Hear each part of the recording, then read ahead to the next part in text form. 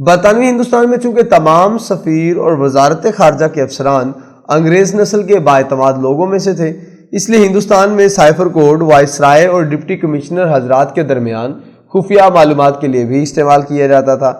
یہ روایت آج تک قائم ہے، اور ایک ڈپٹی کمشنر یا ڈسٹرکٹ مجسٹریٹ جن دو چیزوں کا محافظ ہوتا ہے ان میں ایک بلیو بک ہے جو وی وی آئی پی کی سیکیورٹی سے متعلق ہے، اور دوسرا سائفر کوڈ۔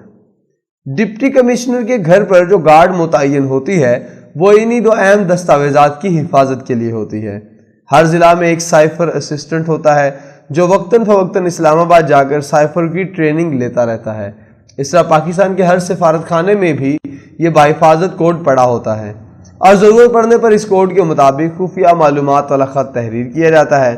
دوسری جنگ عظیم کے وقت چونکہ ایسے خطوط کی بھرمار ہو گئی تھی، اس لیے انہیں پڑھنے کے لیے ایک مشین بھی بنائی گئی جسے اینگما کہتے ہیں۔ برصغیر پاک و ہند پر چونکہ 100 سال براہ راست تاج برطانیہ کی حکومت رہی ہے، اس لیے یہاں ایک روایت یہ بھی مستحکم ہو چکی ہے کہ حساس معلومات صرف اور صرف سول اور ملٹری بیوروکریسی کے دائرہ اختیار میں ہی رہنی چاہیے۔ عام پبلک چونکہ محکوم ہے، اس لیے انہیں کسی بھی ریاستی راز میں شریک نہیں کیا جا سکتا۔ یہی وجہ ہے کہ حکومتی سطح پر وائسرائے کے دفتر کے بعد سب سے اہم ادارہ ڈپٹی کمشنر کا دفتر بنایا گیا تھا، جو ایک چھوٹا وائسرائے ہوتا تھا، اور اس دفتر میں تمام تر خفیہ معلومات جمع ہوتی تھیں۔ ہر ڈپٹی کمشنر وفاداروں اور دشمنوں کے بارے میں ایک ڈائری تحریر کرتا تھا جسے پرسونیجز کہتے ہیں۔ اس طرح تھانے کا ایس ایچ او بھی ایک رجسٹر بناتا ہے جس میں جرائم پیشہ اور ملک دشمن افراد کے بارے میں معلومات ہوتی ہے۔ اس رجسٹر کو بھی سوائے ایس ایچ او کے کسی اور کو دیکھنے کی اجازت نہیں ہوتی تھی، اور آج بھی نہیں ہے۔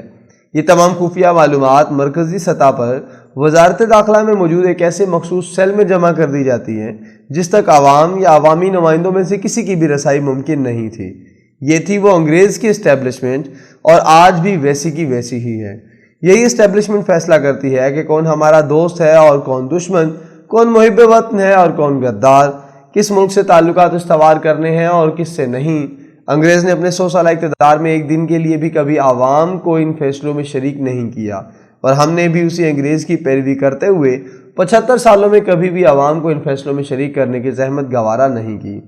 بدقسمتی یہاں تک ہے کہ ہمارے منتخب نمائندے اصل صورتحال جاننے کے لیے اسٹیبلشمنٹ سے مسلسل بھیک مانگتے رہتے ہیں، اور کبھی کبھی عنایات خسروانہ کے طور پر پارلیمنٹ کے بند دروازوں والے اجلاس میں انہیں تھوڑا بہت بتا دیا جاتا ہے۔ لاہور کا آرکائیوسٹ دنیا بھر کے قدیم دستاویزات کا دوسرا بڑا ذخیرہ ہے۔ اس میں جو معلومات 1849 سے اب تک موجود ہیں، اگر انہیں تشت اسبام کر دیا جائے تو 22 کروڑ عوام کو کھرے اور کھوٹے کی فوراً پہچان ہو جائے۔ لوگوں کو بخوبی علم ہو جائے کہ کس خاندان نے انگریز کی غلامی میں مسلمانوں کا قتل عام کیا تھا، اور وہ کون تھے جو انگریز کی عنایتوں سے معزز بنا دیے گئے۔ لیکن ان تمام معلومات کو تو آج بھی صرف اور صرف سول اور ملٹری بیوروکریسی کے چند اعلیٰ افسران کو دیکھنے کا حق حاصل ہے۔ یہ ایک تلخ حقیقت ہے کہ منتخب وزیر اعظم تک بھی اکثر اوقات چھان پھٹک کر معلومات پہنچائی جاتی ہے۔ وہ جو 22 کروڑ کا نمائندہ ہے جس نے آفت، جنگ اور مصیبت میں اس ملک کو قیادت فراہم کرنا ہے، اس کا اختیار ہے بلکہ ذمہ داری ہے کہ وہ عوام کو بتائے کہ تمہارے خلاف کیا سازش ہو رہی ہے۔ اگر وہی غدار ہے تو پھر محب وطن کون ہے؟